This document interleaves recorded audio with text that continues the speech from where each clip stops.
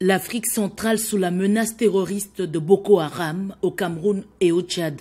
La persistance des groupes armés en RDC et des rébellions en Centrafrique ainsi que dans la région du Pôle en République du Congo. Cite également la contrebande et la destruction des réserves minières, un tableau des défis auxquels fait face la région. La 44e région ministérielle du Comité consultatif permanent des Nations Unies chargé des questions de sécurité en Afrique centrale, rencontre à laquelle la RDC est représentée par son vice-premier ministre, ministre des Affaires étrangères et de l'intégration régionale, Léonard Chioki-Tundu, voudrait définir une approche commune. Les crises politiques et sécuritaires sont aussi considérées comme des origines de déstabilisation.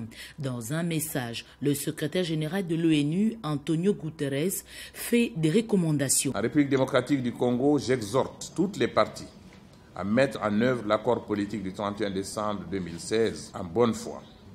De même, je suis préoccupé par les tensions entre les régions anglophones en République du Cameroun et le gouvernement central. J'appelle le gouvernement et les parties prenantes concernées à s'engager dans un dialogue ouvert et franc afin de résoudre les tensions persistantes dans le respect de l'intégrité territoriale du pays.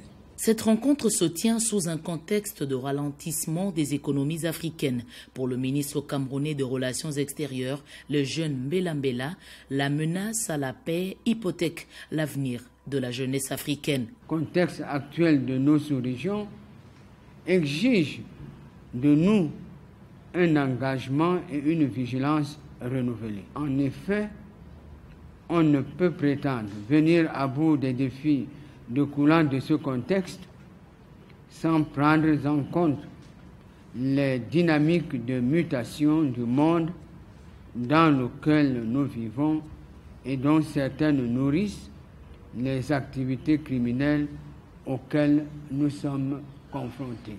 Ces travaux de 2 jours suscitent de nombreux espoirs fondés sur la détermination d'une Afrique forte et unie à lutter contre l'impunité, facteur favorisant l'injustice pour plus d'équité et de développement.